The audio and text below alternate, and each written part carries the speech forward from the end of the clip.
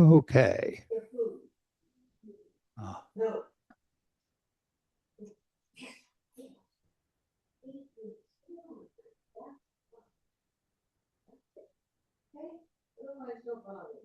Okay, if somebody wants to grab the light switch to move it over to PowerPoint.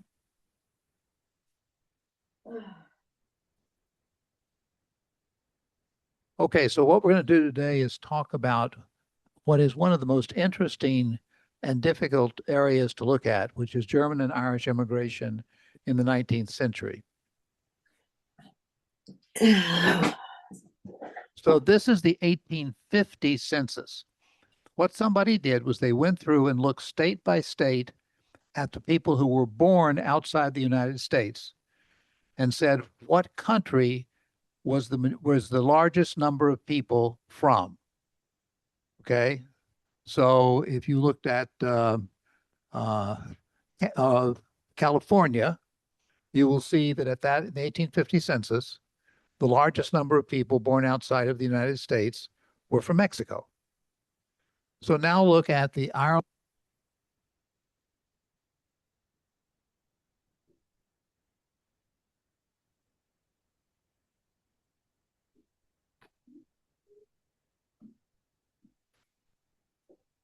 He's turned off his.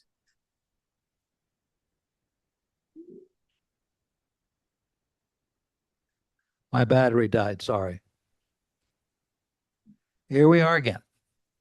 So we're going to look at this same map for a couple of other censuses, but you can really see what happened in terms of the massive immigration of the Irish to the coast and the Germans to the Midwest. Now, in the instructions that were given to the census takers, it said, if born outside, give the country of birth. Do not use Germany unless you can't ascertain the German state. So what should be in the census would be Baden, Bavaria, Hanover. Okay. Note the comment they make to the census taker, ascertain the exact birthplace of the children as well as the parents. Do not infer because parents were born in Baden, so were the children. So if you have ancestors in this period who were immigrant, you would want to be really careful to look at what this information looks like. Now in 1870, hasn't changed much. There are a couple of funny ones on here. You've got Florida's Cuba. Note who's the most common country of origin in California now. Ireland. And again, Ireland throughout the coast and Germany throughout the inner states. Now, we'll see in a minute that Ireland is not uniform. So even though it says the Irish are the most common in the entire coastline, I'll tell you ahead of time, the ones in the south were from Ulster. They were from Northern Ireland. The ones in the north were from what we think of as Ireland today.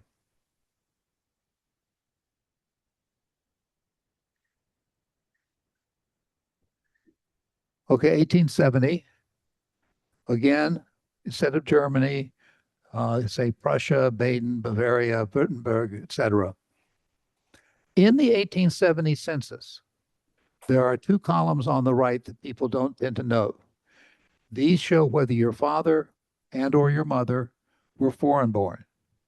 So you may be looking at an ancestor whose father and mother were foreign born, but this person was not. And that's an important one to look at, again, when you're dealing with Irish and German ancestors. Yeah. Okay, 1900, quite different. Germany, still dramatically the largest for many states, including now California. Ireland, just a couple of little places. So in this case, we've now shifted. The instructions to the census taker is there is a Germany now. That came in 1871. So, hey, you write Germany. Note that language is not a safe guide to birthplace, especially for Germans, because over one-third of Austrians and nearly three-fourths of Swiss speak Germany. Therefore, if someone speaks German, inquire carefully whether the birthplace was Germany, Austria, or Switzerland. Okay. So let's take a moment and look at that Irish immigration. During the 19th century, 20 million people immigrated to the United States from outside. 5 million, 25% of them came from Ireland. And this is a slightly different map showing where they ended up. The sort of obvious one we talked about is this area in the Northeast, the corridor beginning in New Jersey and Philadelphia and going up to Boston. An interesting one, which we'll talk about in a second, is the area up next to Lake Ontario. Anybody want to take a quick guess as to where that comes from? And the answer is the Erie Canal. One of the things that the early Irish immigrants did was they built the infrastructure of our country, and a particular place was the early Erie Canal.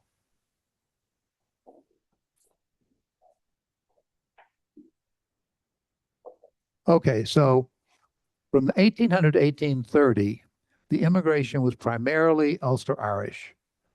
The U.S. was more welcoming to Protestants than it was to Catholics. The drivers that had them come here were available land and work on major infrastructure projects. In other words, there was work, a lot of it. Tended to be younger sons, some families, some immigration through Canada. Then as you get to the 1830s to the early 40s, you've got economic conditions that are getting bad in Ireland, and the Catholics begin to come. And then, of course, the potato famine sent lots of young men and women. They would migrate, send money home, and financed the others coming behind them. Half of all immigrants in the 1840s were Irish. 1860 to 80, continued chain migration. And we'll talk about chain migration. Chain migration is when one person comes over first and then gradually brings over other members of the family or the clan or the church. Lots of industrial employment opportunities. 1880 to 1900, the Irish immigration had slowed down quite a lot. And most of it was family following family.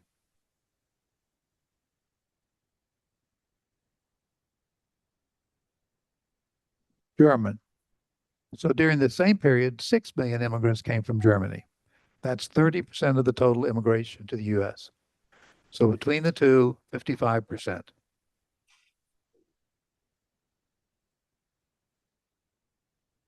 So Germany as a country was created, make sure you in 1871. Population at that time was about 40 million. And prior to creation, Prussia was about 60%. So looking at the 3 million, looking at the 6 million, that's about 15% of the population. What I had not realized was how heavily agrarian Germany was at this time. 64% of the people lived in rural areas or villages of less than 2,000, and only 5% lived in cities like Berlin and Hamburg and Munich.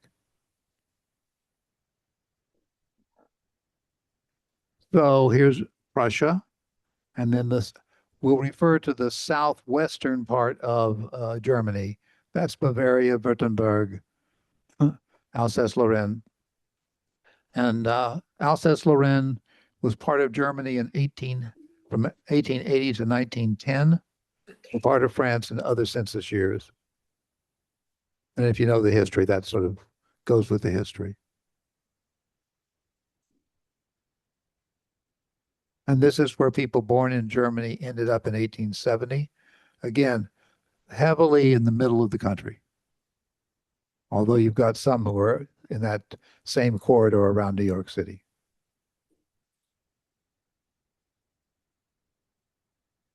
So let's talk about immigration from Prussia. Prussia had major estates and large farms. So the people there were not generally farmers. It also had a ruthless conscription system where young men were required to serve in the army for very long periods. In 1848, there was a popular revolution. Prussia became a constitutional monarchy, which is what it was when Germany eventually entered in World War I. Factors in migration were conscription, obviously young men trying to avoid it, discrimination against Catholics, and the desire for land and liberal freedom, which they believed was here in the United States. Okay, the 48ers they're referred to. And of course, here locally, the most famous would be the Corbels. Okay, if you've been out to the Corbel winery, okay, you've heard the story of how that got founded. Um, the guy who founded it was imprisoned following the war, and his, I think, grandmother came to visit him, and they switched clothes, and he escaped. So, fun story. They were also very attracted to German communities that had been built in America. And not untypically, whole families would move together.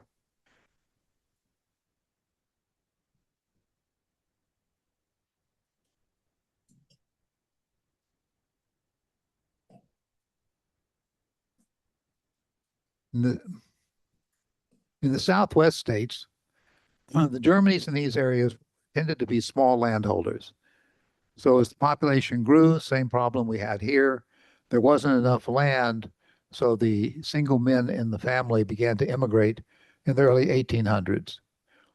The early immigrants helped establish German communities, some of which were Catholic.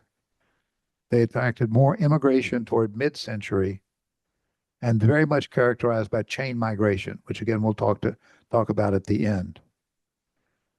They also experienced food shortages and agricultural concerns.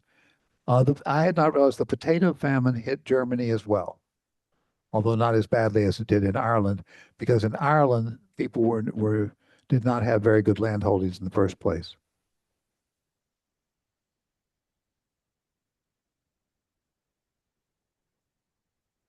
Okay, sources for research. Obviously, the one that's most obvious is naturalization. Not that, not all the people who came to this country were naturalized. So it became a little more common in the 20th century. But we've pretty much from the beginning of the country had a 5-year system where you could declare your intent, issuing what are called the first papers after you've been here for 2 years. And at that point in time, basically, they validated that you had come into this country. And then after 5 years, you could petition for naturalization. That's called second papers. And in the 19th century, you would appear before a judge. Virtually all judicial courts could issue a certificate of citizenship.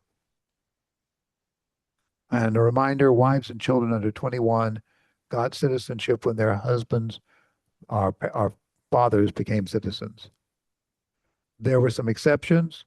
Honorably discharged veterans could become citizens after a year. That happened in the Civil War period. And of course, the Chinese could not become citizens.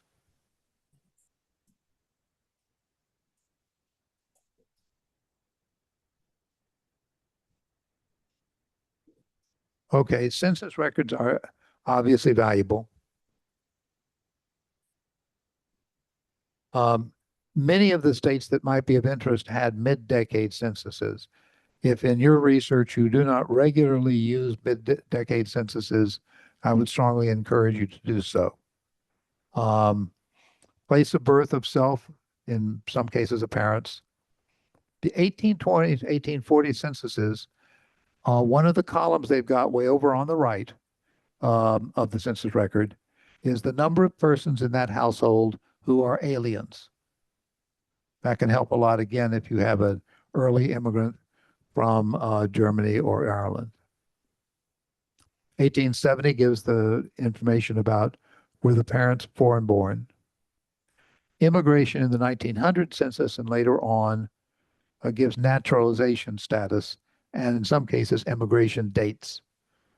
Um, Now, if a child were brought to this country in the latter part of the 19th century, they would have been an older adult in 1900, 10, 20. So sometimes if you're researching your own ancestor, keep in mind about younger siblings and youngish uncles and aunts, because you may get more information from them later on. Is this working? Okay.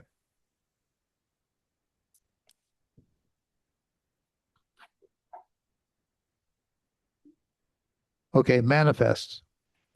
From 1820 on, ships were required to have manifests with some minimal information: name, sex, age, and place of origin. SteveMorse.org has links to the records that exist for each of the major ports. The records are not complete, so don't fall in love with the idea that you know you're going to find your ancestor there. And there's also not enough information to help you when you come to very common names. Many immigrants came through Canada because that was often cheaper. There are records for crossings from Canada at Steve Morse.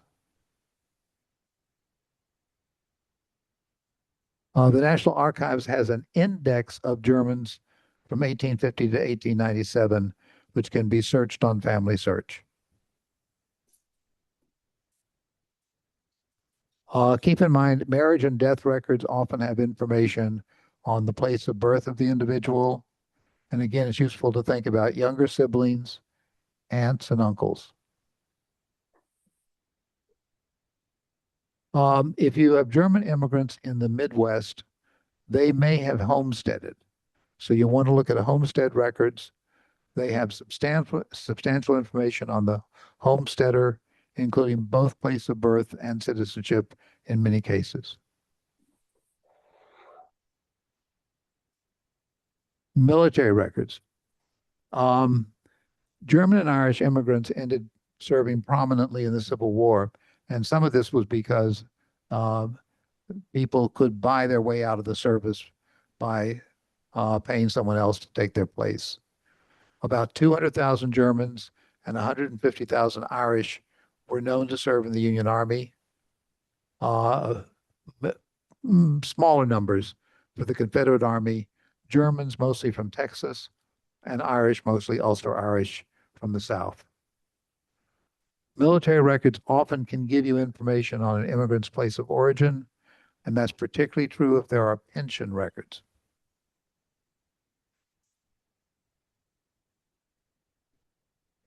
Um, Both German and Irish immigrants tended to live with others from Germany or Ireland, and local churches are often have information that's useful.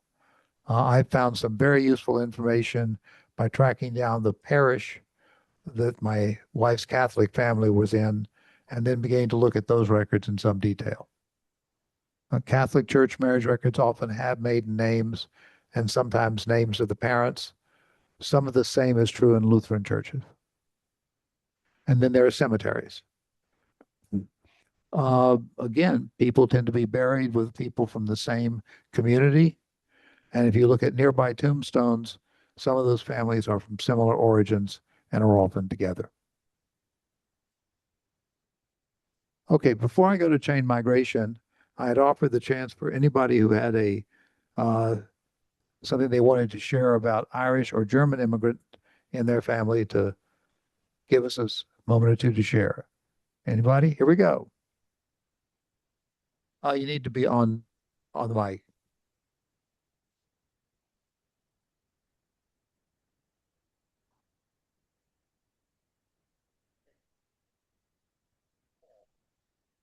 Yes, I had German ancestors that came over, and the reason they left Germany was because of religious persecution. They were of a particular sect that nobody liked.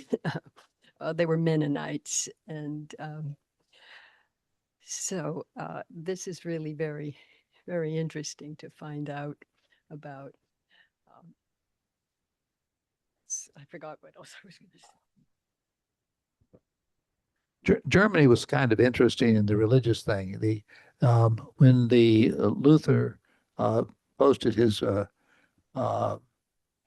whatever you call it, and they began to split apart.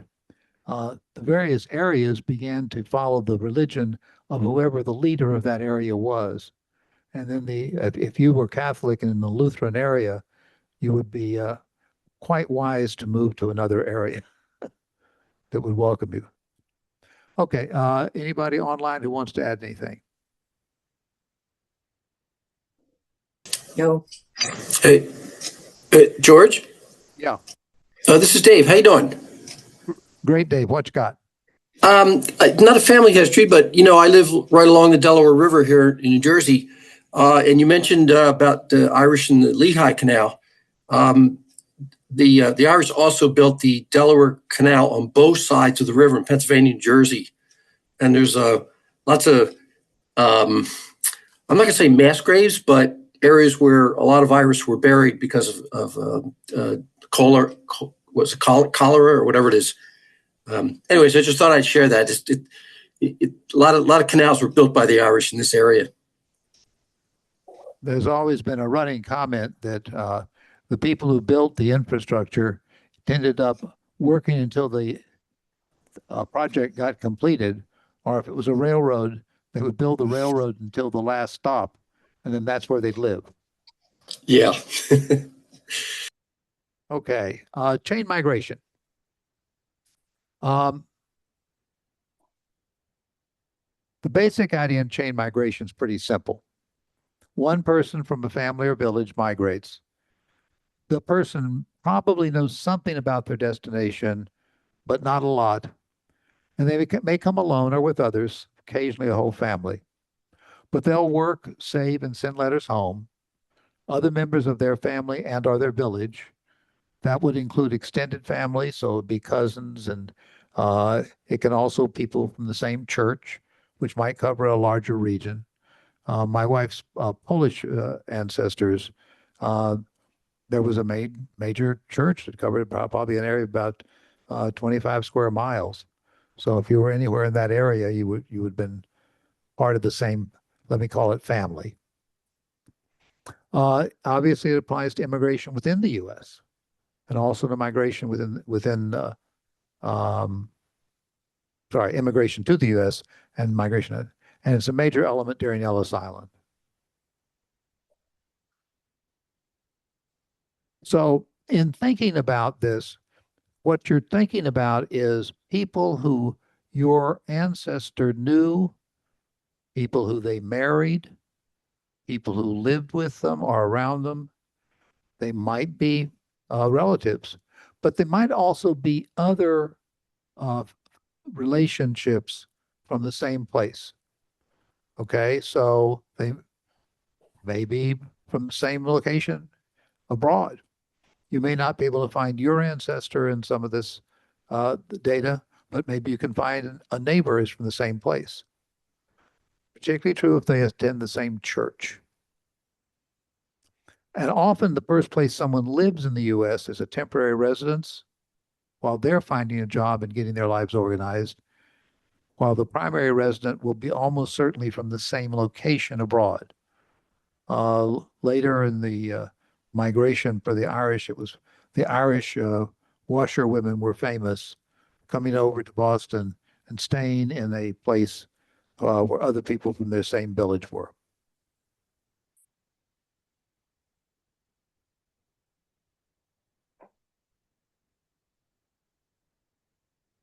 So think about siblings being very important. Siblings have the same immigration information as yours, your ancestor. An older sibling may have immigrated when yours didn't. So that may be where you get more information, is because the older sibling will live longer than your ancestor's parents. A younger sibling may still have been living in 1910, 1920, and that would give you a lot of information from the censuses and later on from death records. The detailed death certificates we often see in the 20th century began to occur after about 1900, and they were pretty well required legally by 1919. Also think about chain migration may bring a woman's siblings to the same location, and that can give you information on maiden names. And of course, the local church or parish is always a great source of information on people's origins.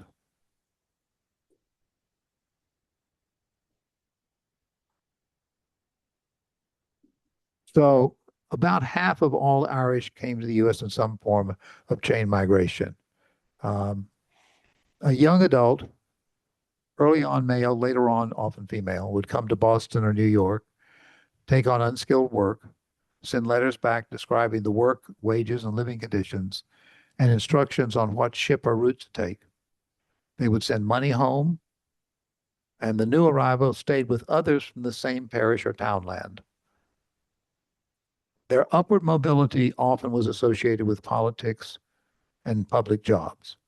And of course, you only have to think about the Fitzgeralds and the Kennedys to understand that one in spades.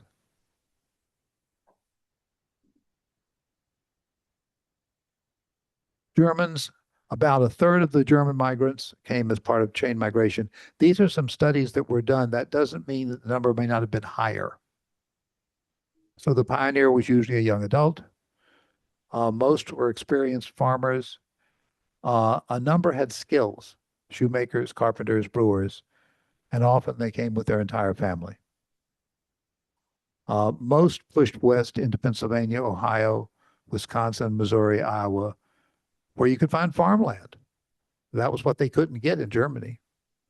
And so many of these communities have German with Catholic or Lutheran churches, German language papers, German schools. In this case, upper mobility was typically through land ownership and businesses they created.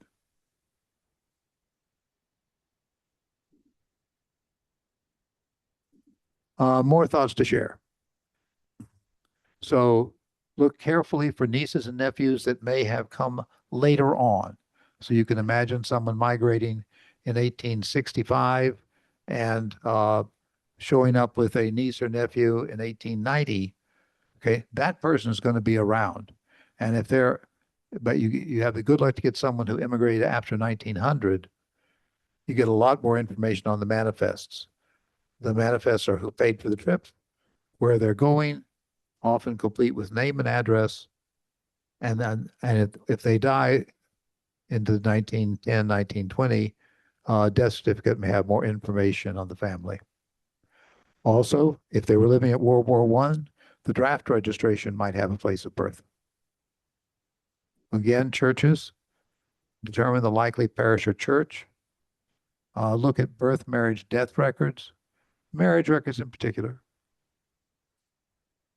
and focus on broad location info. For Ireland, the county, the parish, or if you're really lucky, even the townland. For Germany, the state, province, county, free state, or parish and village. That's the key to being able to get information in the old country. So it's just amazing to look at this graphic and see how much of this country was dominated by the immigration of the Germans and the Irish. Okay, next time I'm going to talk about transportation inside the country and how it changed migration. And for now, I'll take any questions.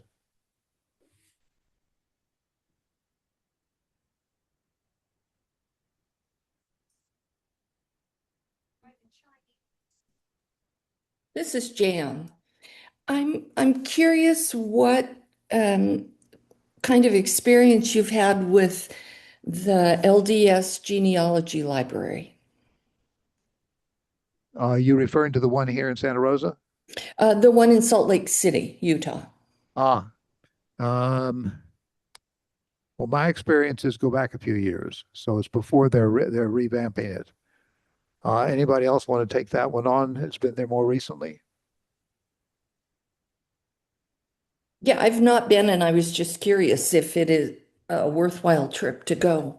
I think most people find it a worthwhile trip. You may want to look for part of a group that's going, okay, which can help you get oriented. They'll help you get oriented there. but be sure you know exactly the kind of things you're looking for. Okay. Okay. Um, they've got a lot of primary material. Now, much of that material will be available here in Santa Rosa over at the History Center. Have you, Oh, okay. have you been to the Family History Center here? I've not. I've lived in Santa Rosa for 2 months, so Okay. Family History Center's on Peterson Lane on the other side of town. okay. Easy to look up on Google. Uh, they're open, I forget which days of the week, but 3 days a week. They have helpers there. So if you go, they'll help you. What they have is a lot of the material that you would find in Salt Lake City online. Excellent. So, and a lot of that information also can be online on Family Search on your own computer. The only Hmm. difference is there's a big subset of information that is restricted to only being available in the library because of the restrictions that were put on the material when it was originally photocopied. I see. Okay. But Thank you. definitely try that, Jan. And hello, by the way. Thank you. And I so appreciate the information today. It's been very interesting. And my family's from Germany. And uh, so trying to begin this whole process. Have fun. Thank you. You had a question about China.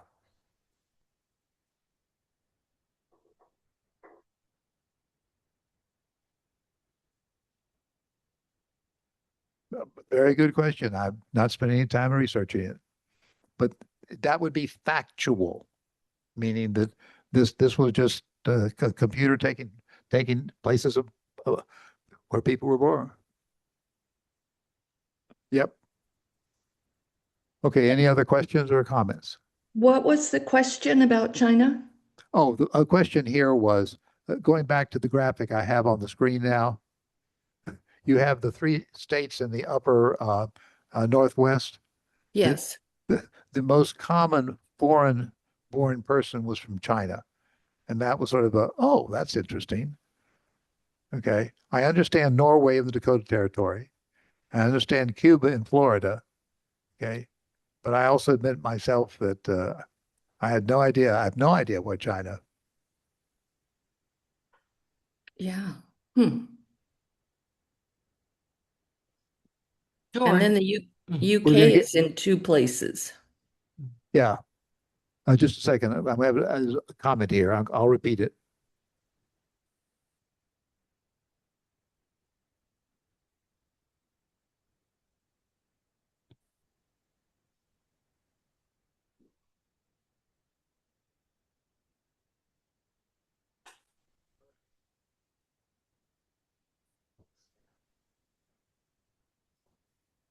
So the comment in the audience was a comment that this was a period when they were beginning to build the railroads up there, and the Chinese may easily have been part of the infrastructure building. That makes sense. Okay. So make a good use of your sentences. Further comment here. We'll hold a second.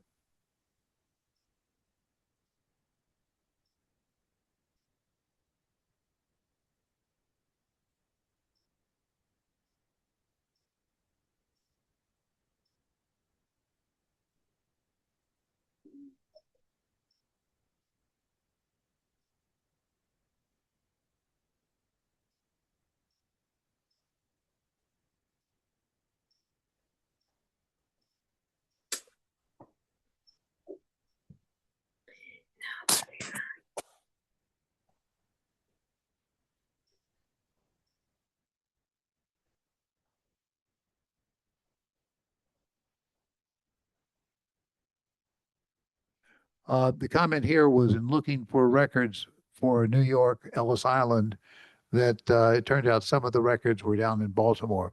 If you are looking for your ancestor and have at least a reasonable target, when you go to stevemorse.com, he covers all of the ports of entry and the records that are there. So he should have had that one. Okay, any other comments? Um, this is One, from the Zoom. yeah. Um, my relatives, we know through DNA that there's Irish coming in upstate New York. But the gentleman was, his name is Michael Hoskins, but it turns out that he was adopted by the Hoskins family. He's not really a Hoskins. And I'm just wondering, what do you know about adoptions within the Irish community or anything else like that? Because I'm pulling out my hair at this point. The only thing I've got is the will of the father, of the adoptor father, and it doesn't give me any information. Do you have any suggestions? I have a couple.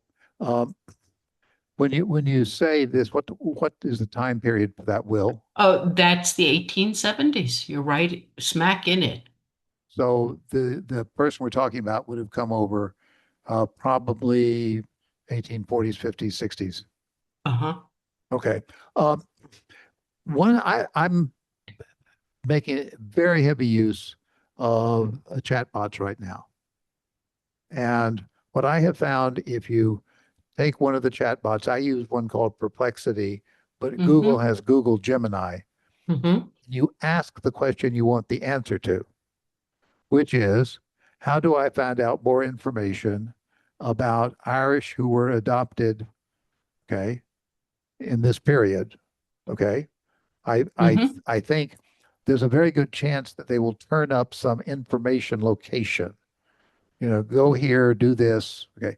And the thing that's so different about the chatbots is you can use your natural language.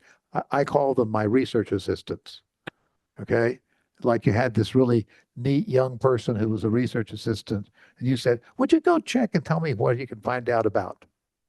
And so I would recommend that, Rory. Thank you. Okay.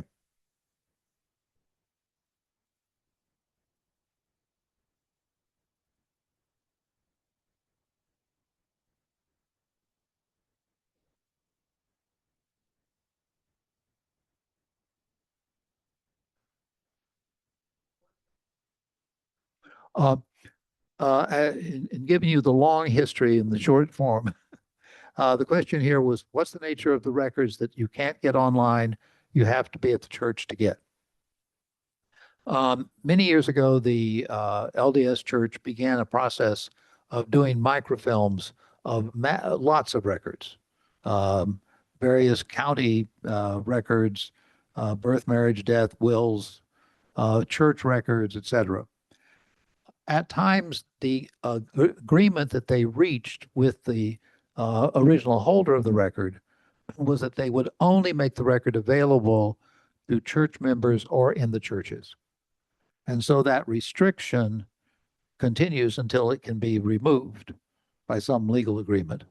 So so for example, one of the things that I'm terribly interested in at times, because I have a big family in Virginia, and in Virginia there were a lot of tax records in the late 1700s and early 1800s that give everybody who's paying taxes, men, for the most part. Okay, and so you want to look at those records. Oops, you got to look at the church. You got to go to the church and look at the records there. You can't look at them online. Okay. Not for any reason that would make a lot of sense today, but may have made a lot of sense then. Okay. Any other comments or questions? Okay. See everybody next month. Thank you, George.